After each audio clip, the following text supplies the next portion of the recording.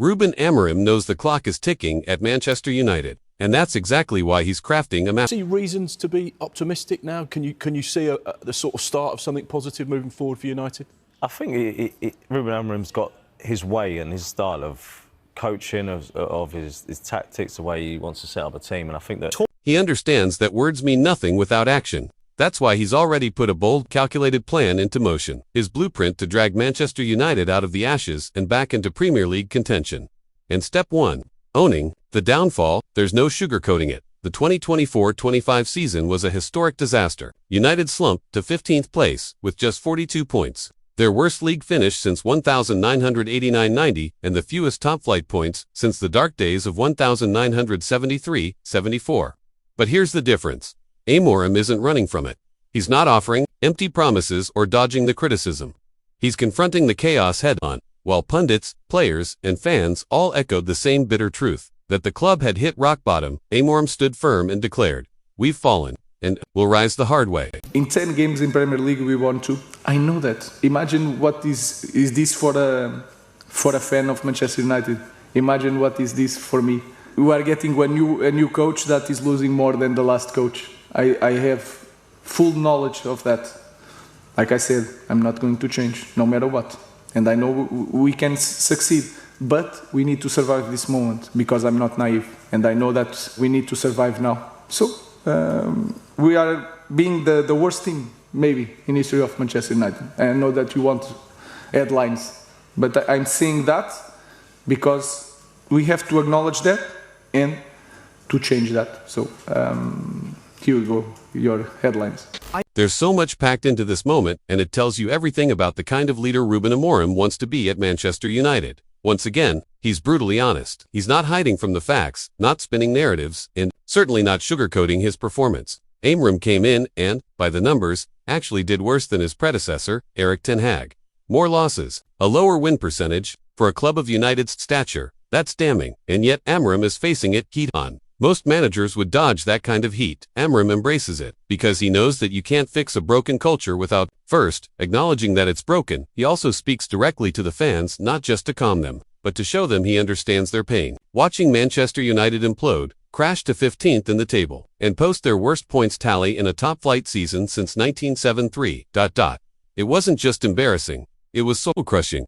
So when Amorim talks about how hard it must have been, as a supporter, it's not pandering, it's a necessary connection. Some might see it as him trying to win over the crowd, but the reality is that United needed this moment of humility. They needed a reset. And step 1, confronting the crisis, is finally done. Now comes step 2, the rebuild. Everyone saw this coming. This summer was always going to be massive. But what we're learning now is that everything Amorim said last season, every blunt interview, every difficult admission, wasn't just talk, it was preparation. He wasn't trying to pacify angry fans with platitudes. He was laying the emotional groundwork for a full-scale overhaul. And here's what many forget. Amorim didn't even want to take this job mid-season. At the start of the 2024-25 campaign, he wasn't ready to walk into a disaster zone. But the message from United's top brass was clear. It was either now or never. So he made the hard choice. He joined, he suffered, he learned. And now he's got his first full transfer window to reshape this team in his own image. And you can already see the blueprint taking form. So what does this rebuild look like? Amorim is targeting more than just talent. He's looking for Premier League proven warriors. Players who not only have the numbers, but who know how to survive and shine in England's brutal top flight. Look at the first 2 names coming. In Matheus Cunha and Bryan Mbeumo, Cunha's numbers speak for themselves. 15 league goals, 6 assists, minus 21 goal contributions in total. That's already more than any United attacker managed last season. But even more telling is his impact. At Wolves, those 21 goal contributions made up nearly 39% of Wolves' total goals. In short, he carried them. He was their engine, their spark, and that's exactly the kind of burden Bruno Fernandes has been forced to shoulder alone at United for far too long now. Finally, there's someone else who can take on that creative weight. Better yet, Cunha fits Amorim's tactical system like a glove. The manager has been adamant. He won't abandon his identity or principles. Cunha, a left-sided, 10, who presses relentlessly and delivers consistent end product, is built for this. He's not a vanity signing, he's a system player with teeth. And then there's Bryan Mbeumo, who might be an even more exciting piece of the puzzle. Only Mo Salah, Alexander Isak, and Erling Haaland scored more Premier League goals than Mbeumo's 20 last season. Think about that. 20 goals for a Brentford side that, respectfully, wasn't competing for anything major. He didn't do it surrounded by stars, he did it in the trenches. And that makes his numbers even more impressive. Like Cunha, Mbeumo is hardworking, positionally versatile, and ruthless in front of goal. These aren't just stat-padding forwards, they're mentality monsters who fit the vision Amorim is building. Sono, this isn't some panic by summer. This is strategy. This is the foundation of a new era, one built not on slogans, but on structure, identity, and accountability. And for the first time in a long time, it feels like Manchester United might actually be headed somewhere worth going, finishing outside the top half of the Premier League table. That's the backdrop. That's what makes Bryan Mbeumo's numbers so jaw-dropping. Because despite Brentford's struggles last season, Mbeumo wasn't just impressive, he was relentless. What's even more remarkable is that he rarely played as a central striker. He operated primarily off the right wing, and yet still managed to rack up 20 league goals, more than any Manchester United player by a mile. And it wasn't just about finishing. Mbeumo ranked first in the league for crosses, logged 24 shot actions, and notched 20 goal-creating actions. This wasn't a player waiting in the box to tap in someone else's brilliance. He was the one creating chaos. He carved defenses apart and shouldered both the creative and goal-scoring load, something Manchester United's attack sorely lacked last season. But what separates Mbeumo from typical flair wingers is his work rate. This man covered 387.6 kilometers last season, ranking third in the entire league for total distance covered. He also registered 870 sprints, again finishing third league-wide. He's not just a winger, he's the blueprint of a modern attacker. Pace, stamina, pressure, and ruthless end product. And Amorim knows it. This is the core of Amorim's approach, addressing the root of United's attacking failures. Last season, United's front line was toothless. Rasmus Højlund couldn't deliver consistent goals.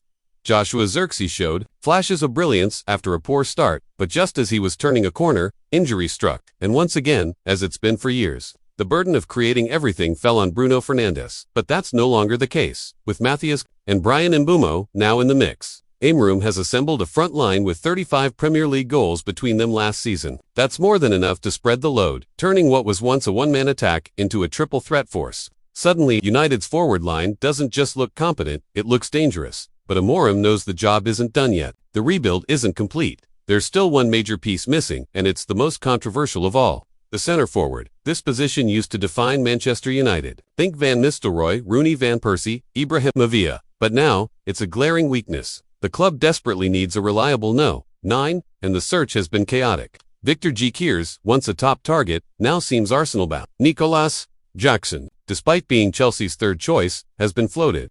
Even Moyes, Keane, and Dominic Calvert-Lewin have entered the rumor mill, the latter as a potential free agent option. It might sound laughable, but here's the brutal truth. Jackson, with 15 goal contributions, still outperformed Højlund's for last season. That stings, but it also explains the desperation.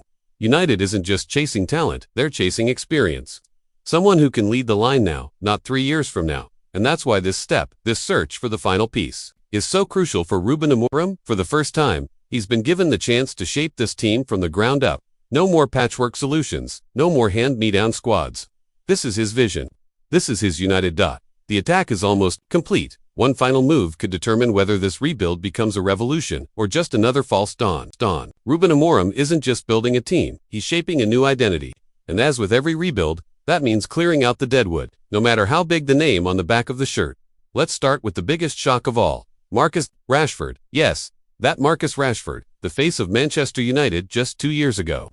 But Amorim was dead serious when he joked that he'd rather start his goalkeeping coach than Rashford, if the forward wasn't going to commit himself in training. And that wasn't just talk. Now it's official. Fabrizio Romano has given the here we go. Rashford is heading to Barcelona on loan. It might sting, but long-term, it's a strategic move. Amorim isn't here to rehabilitate reputations. He's building a machine. There's no room for players who don't fit the system or the mentality. Rashford, once the club's crown jewel, simply didn't make the cut. But he's only the first. The next player on Amorim's chopping block, Alejandro Garnacho, the so-called star boy, who never quite became the star United hoped for. You know things are dire when your manager laughs at the idea of you playing again. That's exactly what happened. Amorim has reportedly greenlit Garnacho's sale. But there's a problem. No serious offers have come in yet. Napoli showed interest early in the window, but have since moved on to Noah Lang. Still, Garnacho's days are clearly numbered. He's now part of a group of 4 players ordered to train separately after 5 p.m., when the media has left Carrington. Out of sight, out of the squad. That's Amorim's way of saying, you're done here. With Rashford gone and Garnacho on borrowed time, the third name is perhaps the most surreal, Jadon Sancho. Yes, he's still technically a Manchester United player. After a brief rebirth at Borussia Dortmund, helping them reach the 2023-24 Champions League final, Sancho was loaned out to Chelsea last season. He delivered a solid campaign, -5 goals, 10 assists, and helped Chelsea lift the Conference League trophy. Chelsea even had a £25 million buy option, and they activated it. But then came the twist. Sancho said no. Why? Not because he didn't like the project, but because of money. Sancho was making £350,000 a week at United. Chelsea offered him between £180,000 and £200,000 to match their wage structure, and Sancho walked away. Now he's back at United. But not for long. The club is actively working to move him on, and Amorim has made no secret of the fact that he doesn't plan to use Sancho for United. This could still be a win-win. They offload a £350,000 a week luxury they no longer need, and open the door for a smarter, more affordable, and more effective addition, and that leaves just one final name for Amorim to deal with. But this time, it's not because the player lacks quality, or effort, or even a place in the system. No, this one is different. This last name is going to test Amorim's resolve, and could end up being the most emotional departure of them all. For Antony, it's not a story of punishment, it's a story of opportunity. Unlike Rashford or Sancho, Antony actually got chances under Reuben Amorim. He played, he trained, and he was part of the rotation. But the reality was simple.